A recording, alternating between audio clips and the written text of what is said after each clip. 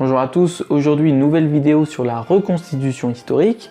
Je voudrais vous donner 4 conseils pour débuter la reconstitution.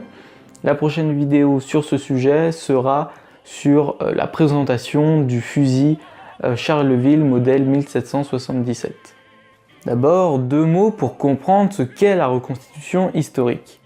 La reconstitution historique est une activité qui consiste à recréer certains aspects d'une période historique précis en s'appuyant sur des éléments matériels comme les vêtements, accessoires ou armes.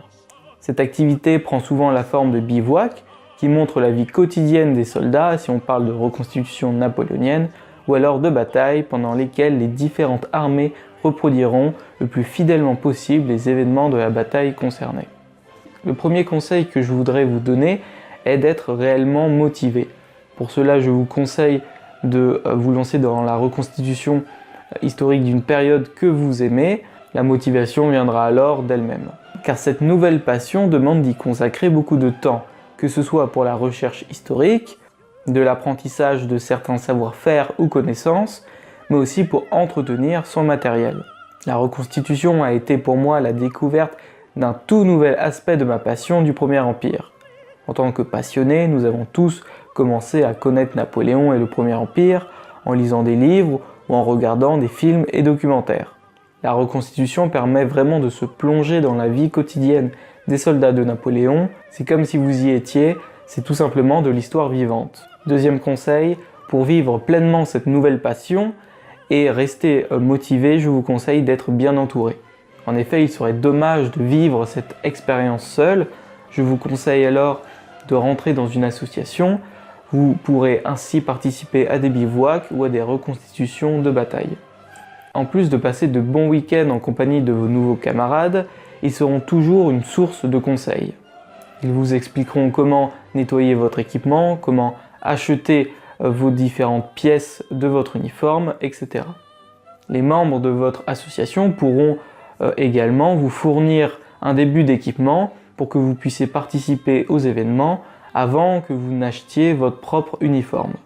Les vétérans de votre association seront également des sources de conseils, de connaissances, mais aussi d'anecdotes, toujours plus épiques et drôles les unes que les autres. Le troisième conseil que je voudrais vous donner, c'est d'être curieux. Je vous l'ai dit, vous allez avoir de nombreuses opportunités d'acquérir de nouveaux savoir-faire. Tout d'abord la couture, vous ne pourrez pas passer à côté.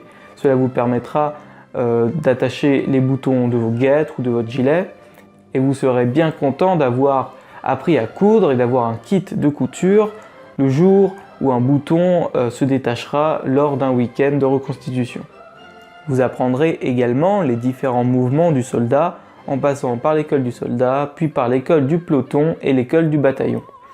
Je vous recommande de vous procurer le règlement concernant l'exercice et les manœuvres de l'infanterie du 1er août 1791. Il vous aidera à apprendre les différents mouvements obligatoires. Vous pouvez le trouver gratuitement sur internet en format numérique. Vous apprendrez également à nettoyer votre fusil de A à Z. Vous y passerez de nombreuses heures, surtout si vous ressortez d'une reconstitution de bataille. Enfin, certains des membres de mon association ont même appris à travailler le cuir et à confectionner leurs propres cartouches de poudre. Mais comme vous le savez, cette passion peut coûter très cher. C'est pour cela que je vous recommande de faire des économies.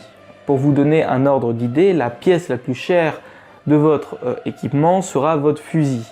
Et il faudra compter au minimum 1000 € pour en avoir un correct. C'est pour cela que pour économiser de l'argent, je vous recommande de fabriquer vous-même certaines pièces de votre uniforme. Évidemment, vous économiserez de l'argent, mais cela vous prendra plus de temps. Je vous recommande également de faire des vide-greniers ou des brocantes pour acheter les accessoires nécessaires. En effet, nous oublions souvent en tant que débutants que nous avons besoin d'assiettes, de couverts et même d'une chaise durant les reconstitutions. Voilà, cette vidéo est finie, j'espère qu'elle vous aura plu. La semaine prochaine, je sors le premier épisode de ma série sur la géopolitique européenne durant la Révolution et le Premier Empire. Je vous dis alors à bientôt.